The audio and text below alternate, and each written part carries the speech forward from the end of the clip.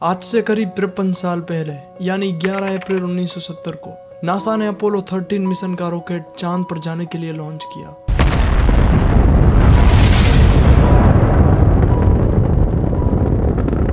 इस मिशन में 3 एस्ट्रोनॉट शामिल थे जो चांद को एक्सप्लोर करने के लिए जाने वाले थे। तीनों एस्ट्रोनॉट्स काफी कॉन्फिडेंट में थे क्योंकि करीब 1 साल पहले यानी 20 जुलाई को अपोलो 11 मिशन के दौरान नील आर्मस्ट्रॉन्ग सक्सेसफुली चांद पर पहुंच चुके थे। लेकिन किसको मालूम था कि इन तीनों एस्ट्रोनॉट्स का चांद पर जाने का सपना ही रह जाएगा। दरअसल लॉन्च के ठीक 2 दिन बाद जब इनका स्पेसक्राफ्ट पृथ्वी से 3,30,000 किलोमीटर दूर था, तब इनके स्पेसक्राफ्ट में एक बहुत बड़ा धमाका होता है। इस धमाके के दौरान पता चलता है कि इनका एक ऑक्सीजन टैंक पूरी तरह से फट चुका है और दूसरे टैंक में से भी ऑक्सीजन बहुत तेजी से लीक हो रही थी। तीनों एस्ट्रोनॉट्स काफी घबराए हुए थे।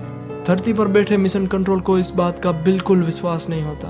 उनको लगता है कि शायद कोई इंस्ट्रूमेंट्स खराब हो गए होंगे, लेकिन एस्ट्रोनॉट्स उनको बताते हैं कि हमें खिड़की से दिखाई दे रहा है कि हवा तेजी से लीक हो रही है। इनका स्पेसक्राफ्ट धमाके की वजह से चांद पर जाने के बल्कि किसी और ही डायरेक्शन में जाने लगता है। चांद पर जाने की छोड़ो, क्या ये तीनों एस्ट्रोनॉट्स धरती पर जिंदा लौट पाएंगे या नहीं? तो यूनिवर्स फैक्ट्स में एक बार फिर से स्वागत है। साल 1961 में American president John F Kennedy ने दुनिया से वादा किया था कि वो दशक खत्म होने से पहले इंसान को चांद की जमीन पर पहुंचा देंगे और सही सलामत वापस धरती पर भी पहुंचा देंगे। To achieving the goal before this decade is out of landing a man on the moon and returning him safely to the earth. पिछले दोनों मिशन सक्सेसफुल जाने के बाद अब बारी थी अपोलो 13 की, जिसका मेन मिशन चांद पर एक्सप्लोरेशन करना था। अपोलो 13 के स्पेसक्राफ्ट का डिजाइन बिल्कुल वैसा ही था जैसा पिछले मिशन में स्पेसक्राफ्ट का था। टोटल 4 मेन कंपोनेंट्स थे: command module, service module, lunar module और launch escape system. Command module के अंदर सारे instruments, panels, navigation gear, radios, life support systems और छोटे मोटे इंजन इस कमांड मॉड्यूल के अंदर मौजूद थे। दूसरा सबसे इम्पोर्टेंट हिस्सा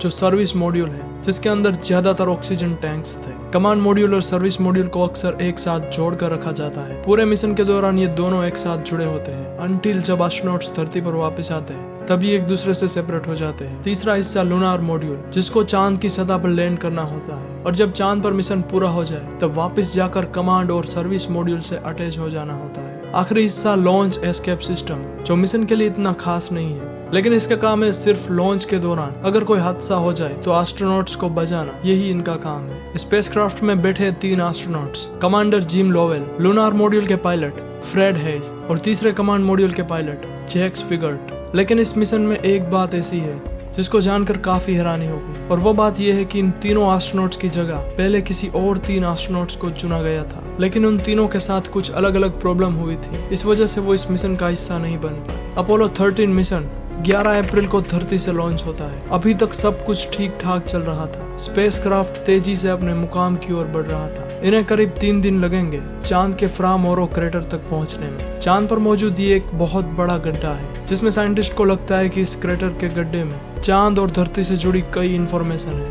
पहले 2 दिन किसी भी प्रकार की कोई प्रॉब्लम सामने नहीं आई। सभी इंस्ट्रूमेंट्स नॉर्मली काम कर रहे थे और एस्ट्रोनॉट्स भी सही सलामत चांद की ओर आगे बढ़ रहे थे। मिशन के 46 घंटे 43 मिनट पर कैप्सूल कम्युनिकेटर कहते हैं स्पेसक्राफ्ट बहुत ही अच्छे शेप में है और हम यहाँ बैठे बैठे बोर हो रहे हैं। This Apollo control at 46 hours 43 minutes. Spacecraft's in real good shape as far as we're concerned, Jim. We're aboard the tears down. Launch के करीब 55 घंटे बाद अपोलो 13 स्पेसक्राफ्ट पृथ्वी से 3,20,000 किलोमीटर दूर पहुंच चुका था और इसके चलते एक एस्ट्रोनॉट्स ने रूटीन के मुताबिक ऑक्सीजन टैंक का लेवल चेक करने के लिए बटन प्रेस किया। तब अचानक से एक बहुत बड़ा धमाका होता है। कई किस्म के अलार्म्स बजने शुरू हो जाते हैं। तुरंत ही commander Jim Lovell mission control से संपर्क बनाकर कहते हैं, ह्यूस्टन, हमारे साथ एक समस्या हो गई है। Houston, we have a problem. मालूम पड़ता है कि ऑक्सीजन का एक टैंक पूरी तरह से नष्ट हो चुका है और दूसरे ऑक्सीजन टैंक में से ऑक्सीजन बहुत तेजी से कम हो रही है और इसके साथ 3 में से 2 इलेक्ट्रिकल सप्लाईज भी फट जाती है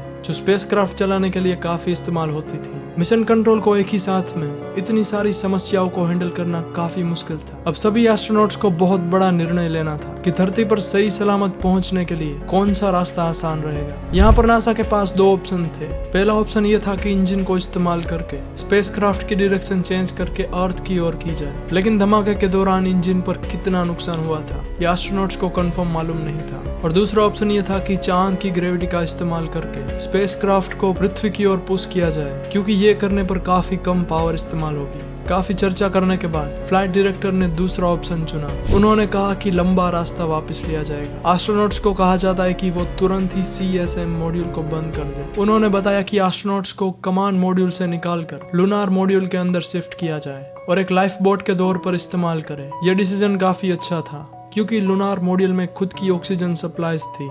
लेकिन इस बीच मसला ये था कि लूनार मॉड्यूल को इस प्रकार से डिजाइन किया गया था कि इसके अंदर केवल 2 ही लोग बैठ सकते हैं और वो भी करीब 20 घंटे तक। लेकिन इस वक्त एक्सपेक्ट किया जा रहा था कि ये तीनों एस्ट्रोनॉट्स लूनार मॉड्यूल में बैठेंगे करीब 4 से 5 दिन तक। लूनार मॉड्यूल के अंदर सप्लाईज और एनर्जी बचाने के लिए एस्ट्रोनॉट्स को कहा जाता है कि स्पेसक्राफ्ट में मौजूद अभी के लिए ना इस्तेमाल होने वाले सिस्टम को बंद कर दे। लेकिन अभी भी धरती पर बैठे लोगों को यही बात खाई जा रही थी कि आखिर ये तीनों एस्ट्रोनॉट्स जमीन पर सेफली पहुंचेंगे या फिर नहीं। नासा मिशन कंट्रोल ने दूसरा ऑप्शन चूज तो किया, लेकिन इस ऑप्शन के दौरान भी एक बड़ी प्रॉब्लम है। वो प्रॉब्लम ये है कि जब स्पेसक्राफ्ट चांद के ऑर्बिट में एक पूरा चक्कर लगा कर आएगा तब उसको चांद के ऑर्बिट से निकलकर पृथ्वी की ओर पुश करना होगा, जो काम लूनार मॉड्यूल के इंजन की मदद से करना होगा।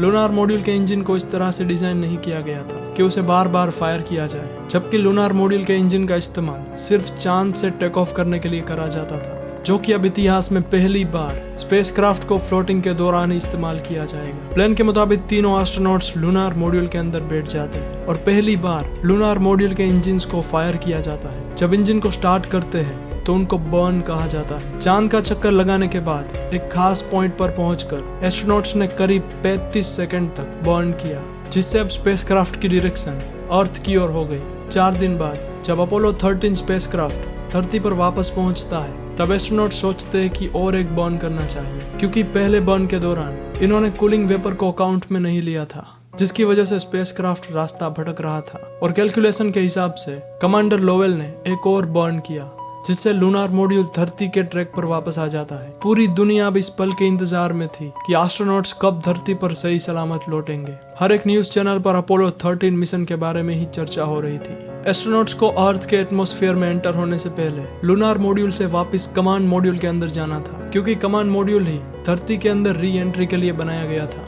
अर्थ में एंट्री करने के लिए एस्ट्रोनॉट्स ने लूनार और सर्विस मॉड्यूल को अलग कर दिया। धरती पर बैठे नासा के मिशन कंट्रोल और पूरी दुनिया एस्ट्रोनॉट्स के इंतजार में बैठी थी। जैसे ही कमांड मॉड्यूल धरती की एटमॉस्फेयर में गुजरता है, एक कम्युनिकेशन ब्लैकआउट हो जाता है, क्योंकि हवा की आयोनाइजेशन से रेडियो वेव ब्लॉक हो जाती है और एस्ट्रोनॉट्स के साथ कम्युनिकेशन नहीं होता। ये ब्लैकआउट करीब 3 मिनटों तक चलता रहता है। नासा के कंट्रोल मिशन ने कैलकुलेशन लगाया था कि ये कम्युनिकेशन ब्लैकआउट करीब 3 मिनट तक चलेगा। फिर उसके बाद एस्ट्रोनॉट्स हमसे दोबारा संपर्क में आ जाएंगे। 3 मिनट पूरे होते हैं, लेकिन अभी तक एस्ट्रोनॉट्स की तरफ से कोई भी जवाब नहीं आता। 4 मिनट गुजरने के बाद भी स्पेसक्राफ्ट से कोई रिस्पॉन्स नहीं मिला। क्या वो तीनों एस्ट्रोनॉट्स जिंदा बच पाएंगे या नहीं? 4 मिनट 27 सेकंड बाद फाइनली एस्ट्रोनॉट्स संपर्क में आ जाते हैं और उनका जवाब आता है। टेलीविजन पर देखने वाली जनता की जान में जान आती है। सभी लोग इस पल की बेहद खुशी मना रहे थे। एस्ट्रोनॉट्स के परिवार वाले और उनके दोस्त बहुत खुश थे। तीनों के तीनों एस्ट्रोनॉट्स सही सलामत जिंदा बच जाते हैं। अर्थ के एटमॉस्फेयर में एंटर होते ही एस्ट्रोनॉट्स ने कमांड मॉड्यूल के पैराशूट को खोल दिया। आखिरकार पूरे 5 दिनों के बाद